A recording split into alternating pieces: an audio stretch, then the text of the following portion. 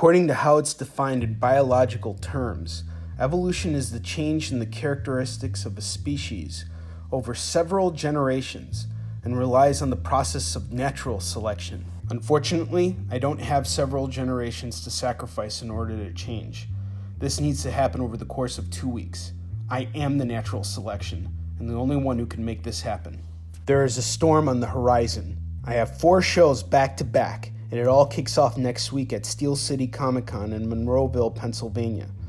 This is the battleground where YI SOON SHIN will surpass 100,000 sales. From there, I will descend upon Michigan Comic-Con, will then return home to fight side by side with my son Max at Wizard World Chicago, and will finally head off to Dragon Con in Atlanta to tackle the 1500 comic book battle. Victory will be mine. My aim is to sell out at all of these shows. This is a huge milestone that I never expected to reach through attending Comic-Cons. But alas, I have exceeded my own expectations, and I'm not stopping here. It won't be long now before 100,000 copies turns to 1 million and beyond. While reaching these milestones is great, I have to constantly tweak my presentation. I want to hit 1 million sales sooner rather than later, and so now that my battle at San Diego Comic-Con is over, I've decided to ramp up my table display. Today, I'm going to explain my methods to you in the hopes that you can use them to your advantage. Now let's get started. First and foremost, I needed new Sharpies to sign books with. Seems like a simple enough task just to get new ones, right? Well, unfortunately, it's a bit more complicated than that. You see, the rate at which I sign books is pretty rapid, and if I use a fat marker, it has potential to smear.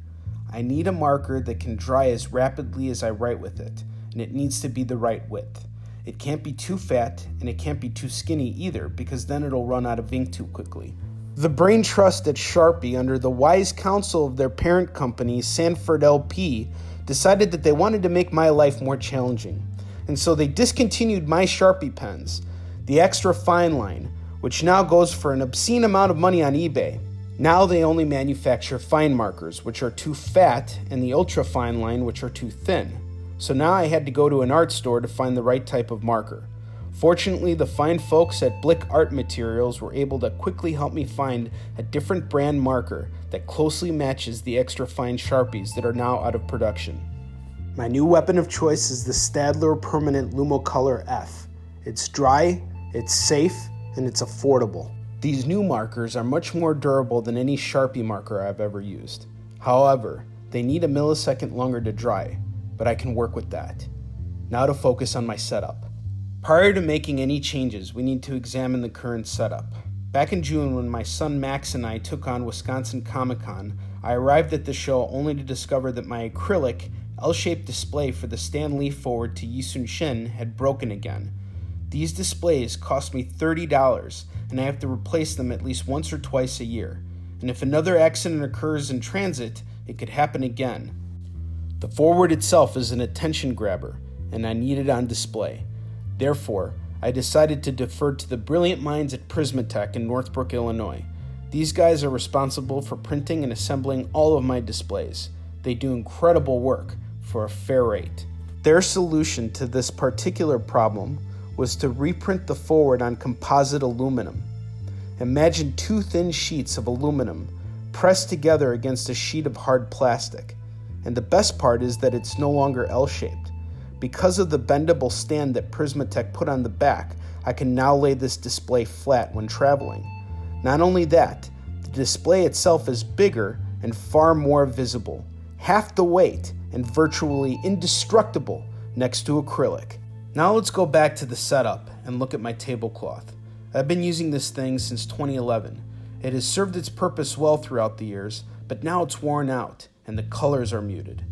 It's time for an upgrade. Now, whenever I evolve, I like to consider all kinds of changes. At one point, I was thinking, why not try a blue tablecloth just to switch things up? It was at this point that I needed to consult with Dak, and he suggested that a royal blue could work if it was matched with gold, and he made sure to let me know in advance that green and red was a bad combination, even though I hadn't even considered it, because I'm not selling Christmas, I'm selling Yi. A white tablecloth would get worn out, and a black one would be too dark. We quickly came to the conclusion that red is the best and only color for display. So from there, I just went to Bed Bath & Beyond and bought a brand spanking new one for $13, thanks to the coupons they keep sending me in the mail. Now let's look at the retractable displays. This is perhaps the most visual change that needs to occur, and the one that required the most thought. The covers of both YI SOON SHIN graphic novels is striking imagery, but due to constraints on space, all you can really see is the top half of the displays, and what people see may not be enough to get their attention. Also, the colors are very deep and kind of meld into the background of the convention. Yi himself needs to pop, and we need a better hook to get people to come to our booth. Dak urged me to consider all the Yi art we have, but my mind was already set. It had to be the cover of Hunter and Destroyer 1 for one reason, and one reason only: the white background. It isolates Yi and allows him to pop out more against the colorful backgrounds of Comic-Con. Now that we have an image, it's time to put some effective copy on it. Dak then assigned me to find out exactly how many copies of YI SOON SHIN are currently in print. This took some time, but after I figured it out, we were both blown away by the numbers.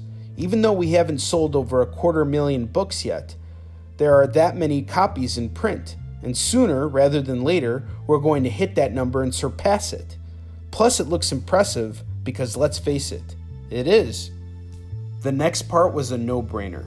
We needed a quote in order to grab people's attention, and so Dak and I pulled from a review we recently received from Multiverse World's very observant Kevin Burge, who wrote that YI SOON SHIN is the first breakout hit of the post-Big 2 era. Then we came across a spacing issue. You see, the art for the actual image wasn't properly sized to fit the dimensions of our new display. We needed to come up with something to avoid additional empty space on the art. With Dak's direction, Joel Saavedra, YI SOON SHIN's stalwart letterer and designer, was able to make it work. Now, even though the lower half of our display is covered up, all the important stuff has the ability to catch the eyes of passerbys at conventions. The last change is perhaps the most important. If YI SOON SHIN is an unstoppable locomotive, then I'm the balls-to-the-walls conductor. For the last decade, all the stressors of life have taken a toll on my body. I put on a lot of excess weight, which I reluctantly but valiantly carried into battle. So far, I've dropped about 25 pounds and still have a ways to go, but I'm now determined to get there. I have big plans for YI SOON SHIN going forward, and if I'm taken off my feet due to health issues, then no one will be there to keep sales afloat. My business lives and dies through me. YI SOON SHIN's worldwide presence lives and dies through me. So I decided to make some drastic life changes. With the onslaught of conventions coming up, I want to fight in a different weight class. So I've now taken up running, drinking about a gallon of water a day, cutting back on my calorie intake, boxing like a beast, and strengthening the muscles in my back to brace for all the hours I'll be on my feet. A stronger Onrie means a stronger Yi. It'll take longer than 2 weeks for me to get to my desired fighting weight, but the journey starts here.